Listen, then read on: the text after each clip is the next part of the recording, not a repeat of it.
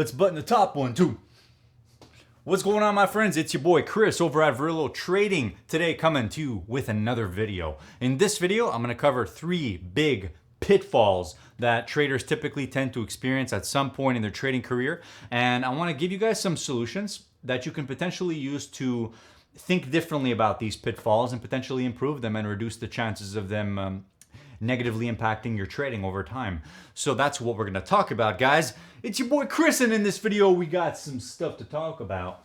3 big pitfalls that traders typically go into, and I'm talking mostly about day trading, but this also applies to longer term trading because all forms of trading, they're similar. There's some similarities there, but really it's going to be amplified or accentuated when you get into the day trading short-term stuff. So I would recommend, I'm not going to recommend you guys to trade because obviously you have to determine that for yourself if you want to be trading. But what I have to say is that if you want to learn more about trading more often, like getting into short-term trading, you're going to learn more about it.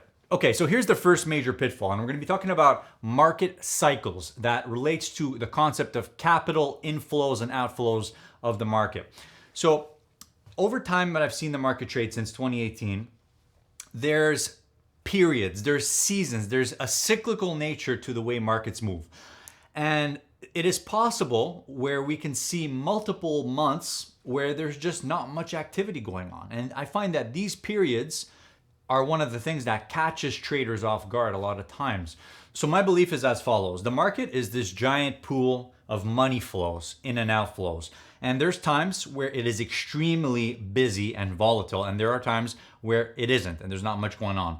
A common pitfall is when people force a belief system onto the market where it's clear that it's not aligned with reality. Maybe they haven't done enough research into the market they're trading. Every market has its players and its driving sentiment. And if there's less activity, there's going to be less opportunities. You have to think of it more from a business perspective. You are a pension fund manager, or you're some sort of a trading institution, whatever it is, you're doing business in the market for some reason or another, okay?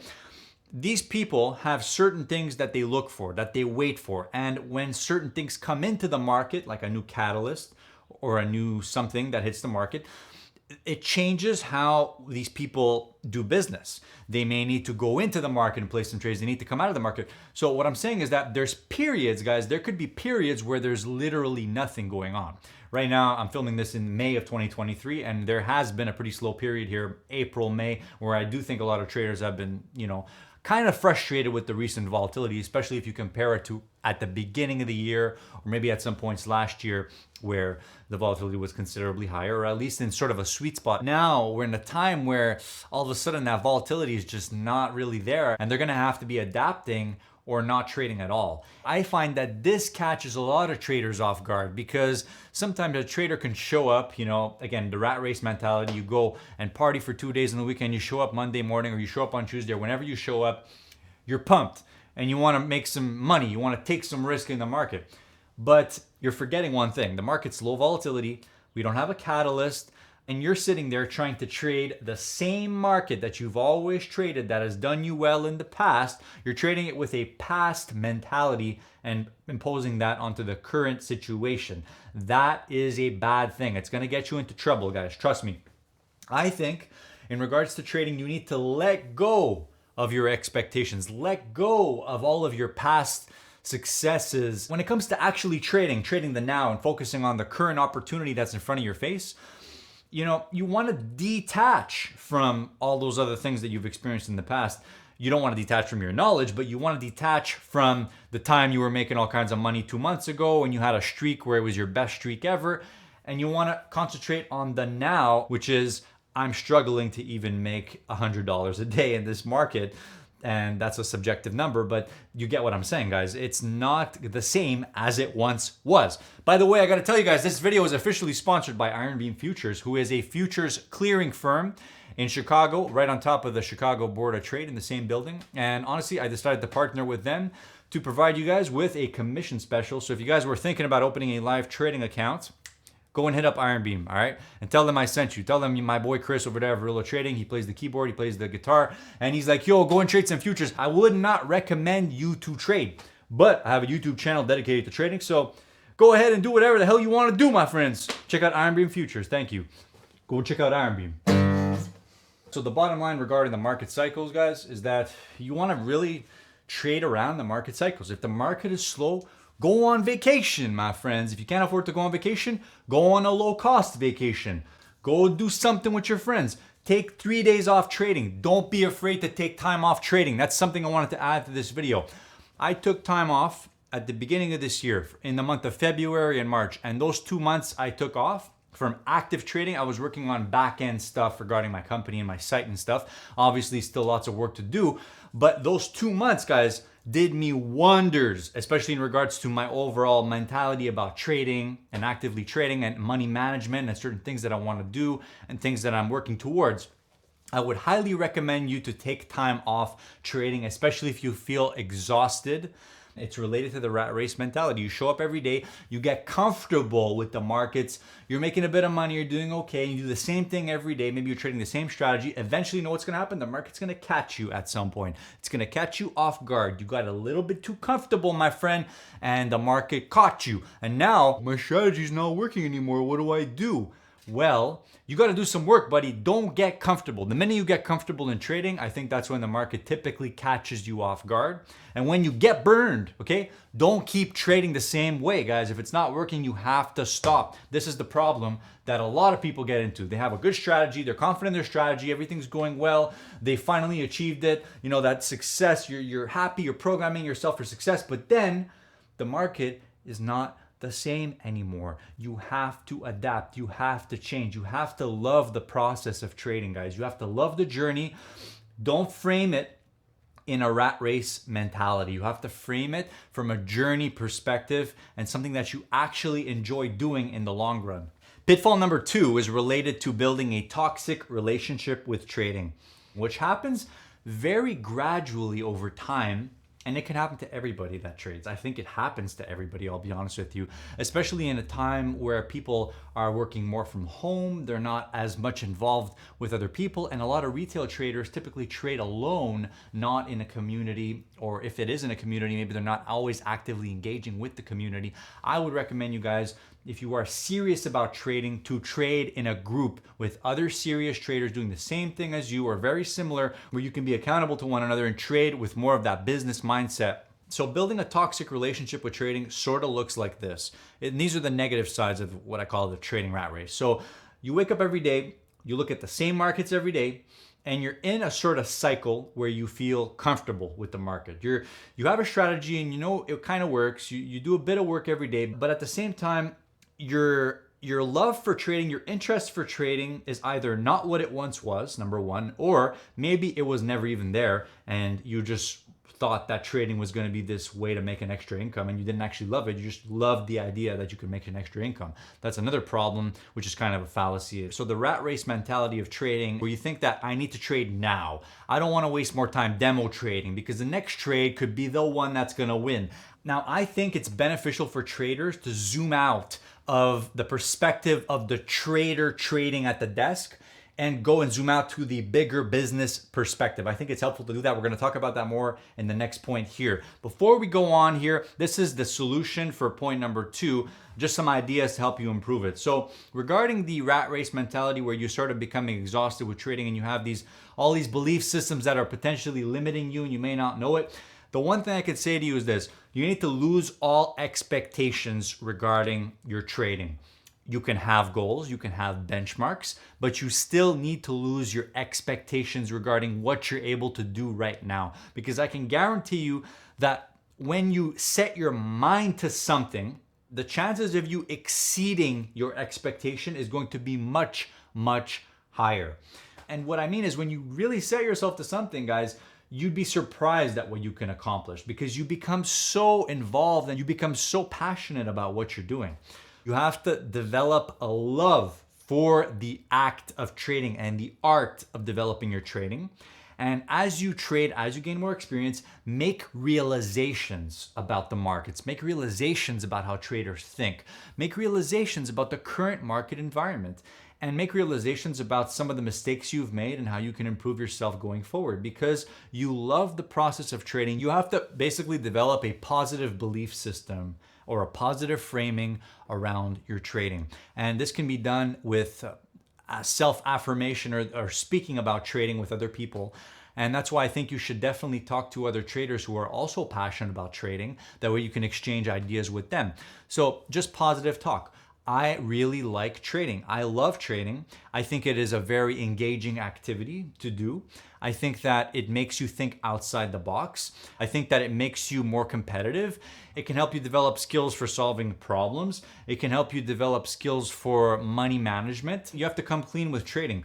If you have a negative relationship with trading, you have to face the reasons why.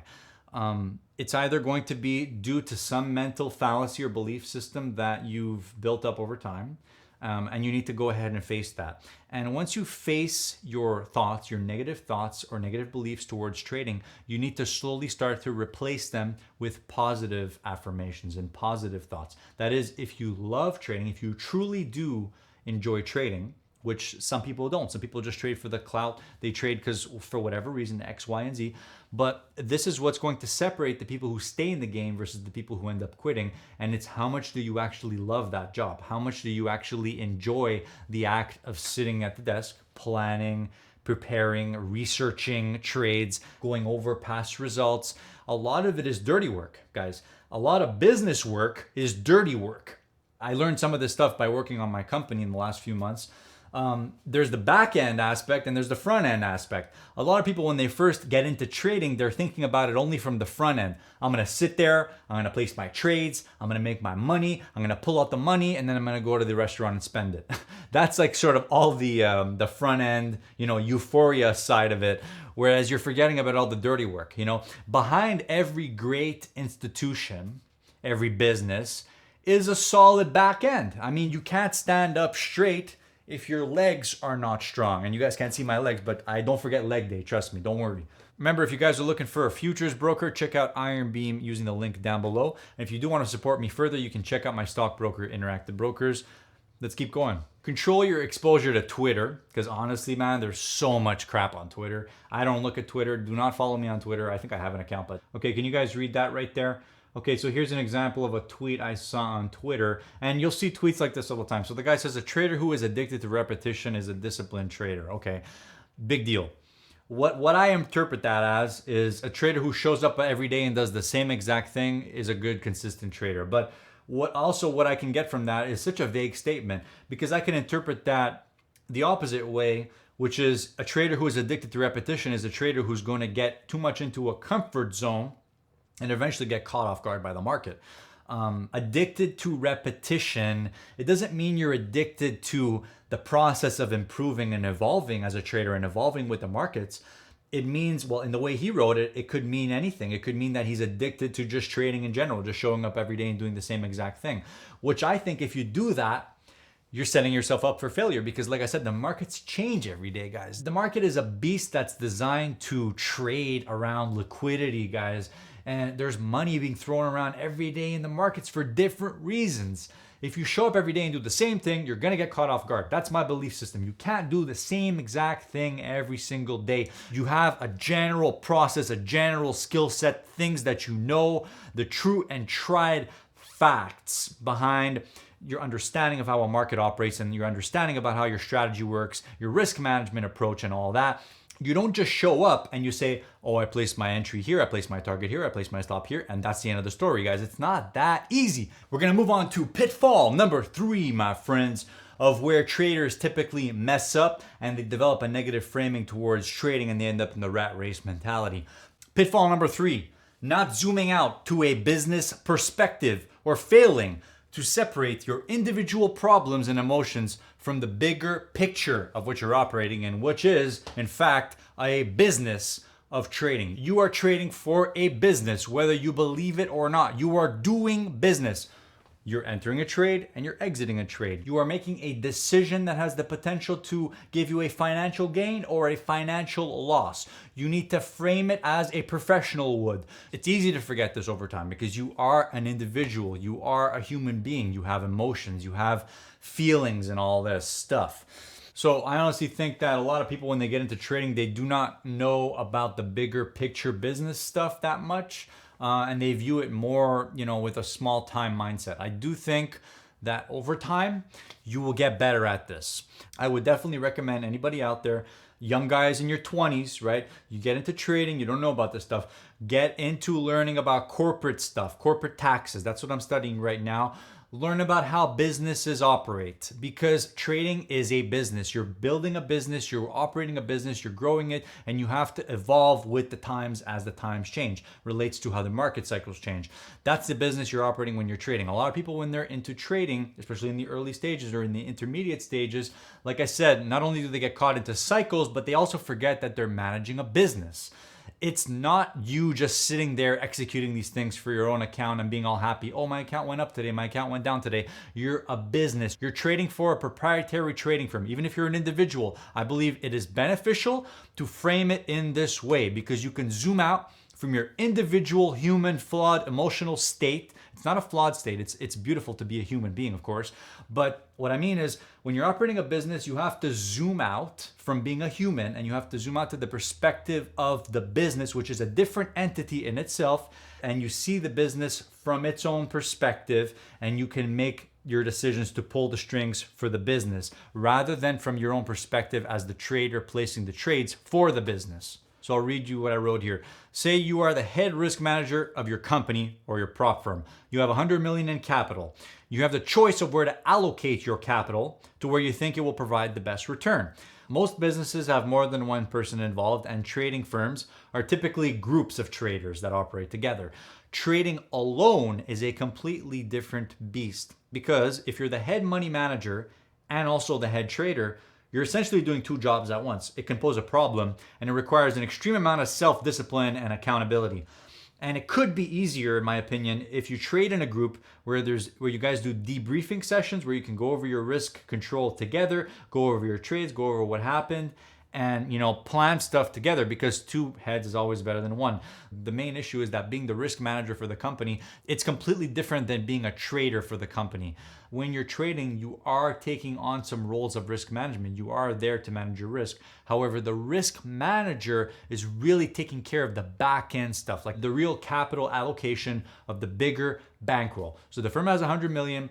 The head risk manager comes in and he says, this guy gets 20, this guy gets 5, this guy gets none, and that's how they have to operate. It's not operating based on personal choice. It's operating based on who's on a hot streak, who's crushing it, and who is simply not crushing it. At the end of the day, they have one goal, and it's to make some fucking money. Cutthroat capitalism in trading. So if you're sitting there trying to say, oh, I want to trade so I can feel better today, go and do something else, because trading is not about that, guys. That's why I make YouTube videos, because I can express myself in a different way. I can share information, and I do feel positive about making these videos because I'm able to share things with you guys. So for me, making videos is one way that I give back to the community. When it comes to actually trading, different game entirely, guys. So if you work for a firm and you have a cutthroat risk manager, you don't have a choice. If they tell you need to get off of trading or cut your size down to bare minimum, you're forced. You can't do anything about it. You're trading with the firm's money. You're an employee of them. Whereas if you're trading for yourself, you do it as you feel, right? You could say, oh, today I feel like trading 4 lots. Today I feel like trading 1 lot, 2 lots, whatever. And that inconsistency factor, that factor of you having to fulfill the role of the manager as well as the role of the trader, that is killing your success as a trader, I believe. I could say go and find yourself and trade with a real prop firm. I don't really know of any real prop firms these days. I only know of these shady evaluation companies, which I do not recommend, by the way. What I could say is maybe register a company, register an LLC wherever you are in the world and trade for your company. Or maybe you don't even have to do that, but just trade in a group of some kind and treat it as a business. Treat it as a serious business venture where each of you guys who are the traders, you take on these roles of being the risk manager and the trader for each other, maybe. That could be one idea. Let me know what you guys think of that down below. And if you do that already, definitely let me know what you do down below. In regards to trading around the market cycles, click here to watch a video that explains that particular idea in more detail. And then click here to watch a playlist of trading related videos like this. Thank you for watching, and I'll see you guys in the next one. Take care.